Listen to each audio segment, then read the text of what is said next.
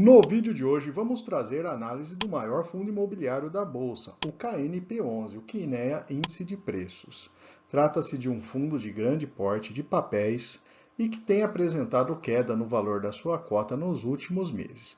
Confira os principais indicadores desse fundo e a sua comparação com outros fundos semelhantes da Bolsa. E se o vídeo ajudar em seus estudos, fique à vontade para curtir, compartilhar e se inscrever em nosso canal.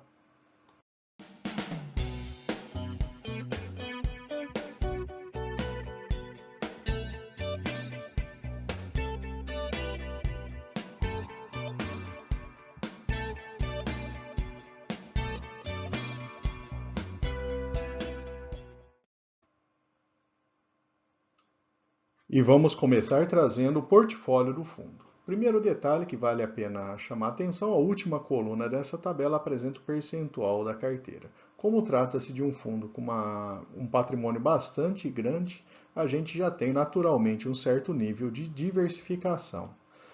A maior posição é o Gazet Malls, é uma operação baseada em 5 shoppings localizados no estado de São Paulo e detidos pelo FI Gazet Malls. O LTV dessa operação é de 40%. A segunda maior posição, o JHSF Malls. É também um CRI baseado em shoppings estabilizados e com baixo LTV, detidos pela JHSF Malls. A terceira maior posição é um galpão em Cajamar. É um galpão logístico 100% locado para o Mercado Livre. O LTV dessa operação em 70%. Depois temos o desenvolvimento de edifício corporativo AAA em São Paulo, com LTV de 55%. Seguimos no Shopping Paralela, é uma operação para aquisição do Shopping Paralela na cidade de Salvador, um LTV de 41%. Temos o Lages Faria Lima, que é um CRI baseado em edifícios no Itaim, detidos por uma empresa de primeira linha e capitalizado, um LTV de 60%.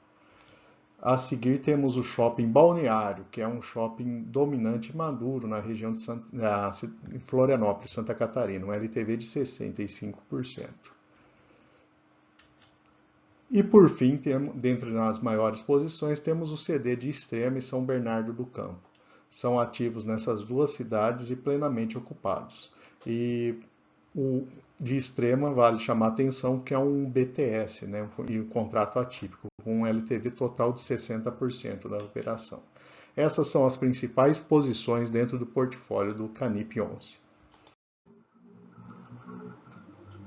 Trazendo agora o resumo, a gente tem ali a maior posição em CRIs vinculados ao IPCA, 97,1% está indexado ao IPCA e uma taxa média de aquisição de 6,3%, portanto IPCA mais 6%. A maior parte do portfólio está no setor de escritório, seguido por shopping e depois logístico e residencial. Então essa é uma visão consolidada do portfólio do fundo. E vamos trazer agora o resultado dos CRIs. A gente tem desde setembro de 22 até agosto de 23. Os CRIs já chegaram a ter, inclusive, rendimento negativo, naquele momento de deflação, né? Mas o último resultado de agosto foi de 42 milhões, bem abaixo do valor de 104 milhões que foi no mês de março. Isso impactou o resultado líquido do fundo e fechou aí o mês de agosto com 36,6 milhões, com uma distribuição na casa de 40 milhões. O fundo afirma ter uma reserva por cota ali acumulada de 80 centavos a ser distribuída. Então, nesse mês, o fundo acabou registrando aí uma distribuição ligeiramente maior do que o seu resultado. Se a gente olhar os dividendos ali mês a mês, a gente observa que tem tido uma variação, tivemos meses aí com distribuição na casa de R$1, 1,05, e agora estamos aí no patamar de 50 centavos, o que é um valor bastante baixo aí, considerando o histórico do fundo. Outro detalhe que vale a pena ser computado é o seguinte: A gente tem aí os 3 anos, né, 20, 21 e 22 do fundo. A gente tem o lucro contábil, né, no período de competência, então variou ali, né, chegando ao melhor resultado no primeiro semestre de 22 com 626 milhões e no segundo registrou 245 milhões. Só que os rendimentos distribuídos, eles foram até maiores, né, em alguns casos, do que esses, né? Então, por exemplo, no segundo semestre de 22, ele distribuiu 298 milhões contra um lucro de 245. Se a gente olhar o lucro caixa, foi de 184, foi mais baixo ainda. Então, a gente tem ali, olhando o acumulado no período, né, rendimento distribuído chega em 2.460 e o lucro caixa acumulado em 1.418. Então, o próprio Itaú coloca, né, o Itaú, que é o dono da Quineia, né, que é administradora do fundo, que o fundo distribui rendimentos com base no resultado líquido, segundo o regime de competência, sempre respeitando um mínimo de 95% dos lucros apurados, segundo o regime caixa, em base semestral. Então, são desconsiderados os resultados não realizados referentes à marcação a mercado dos títulos. Então, aqui ele explica mais ou menos aí essa questão aí dessas diferenças de distribuição que ele apresenta. Neste gráfico, a gente tem em laranja a cota de mercado do fundo Canip 11 e em azul a cota patrimonial. A gente percebe que a cota patrimonial já está apontando uma recuperação de valor, fruto da redução aí da expectativa de redução da taxa básica de juros. É de se esperar que o valor também acompanhe essa cota patrimonial. Em termos de volume, é um fundo imobiliário que desde 2020 e 2021 tem apresentado um volume bastante alto de negociação. Vamos comparar agora o fundo com outros fundos de papel da Bolsa, os maiores, né? Então, em termos de dividend yield, o Canip 11 está atrás por essa forte indexação em relação à inflação, né? Então, ele apresentou essa queda. O seu preço, o valor patrimonial, está baixo, né? Só perde para o Iridium, né? Que também está bem descontado.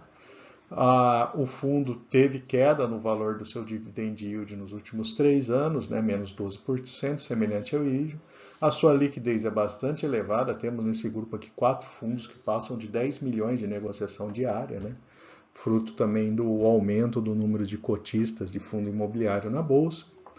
O número de cotistas do Canip 11 é de 74 mil, né? Mas bem mais baixo até do que outros fundos aí semelhantes.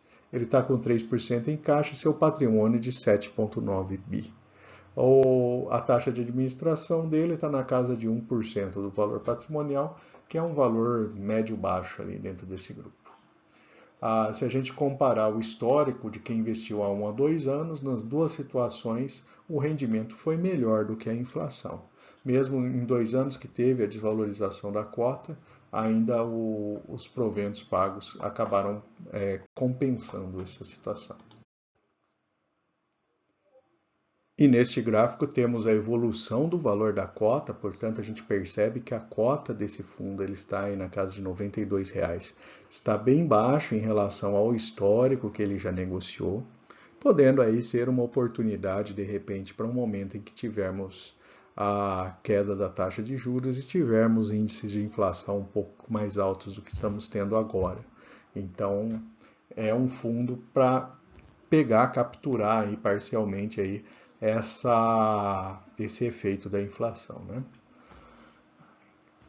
A cota patrimonial está em R$ 99,00, portanto, essa diferença de 7% entre os dois. E, finalmente, vamos trazer os pontos positivos e negativos para investimentos no Canip 11. Do lado positivo, ele tem um portfólio com bom nível de diversificação. Ele tem maior desconto em relação ao valor patrimonial comparado com outros grandes fundos imobiliários de papel. Tem um bom nível de liquidez, um dos melhores inclusive, e é um fundo de grande porte, é o maior fundo da bolsa, e com isso a gente consegue pulverizar bastante o risco quando investe nele. Do lado negativo, ele tem uma exposição mais alta no setor de escritórios, que podemos entender que é um setor em recuperação aí do pós-pandemia. A indexação ao IPCA nesse momento de baixa do indicador leva ao menor rendimento, mas se você pretende capturar um momento lá na frente em que a inflação esteja mais elevada, se você tem essa expectativa, essa projeção, seria um fundo interessante para ter em sua carteira. Lembrando que essa não é nenhuma recomendação de investimento.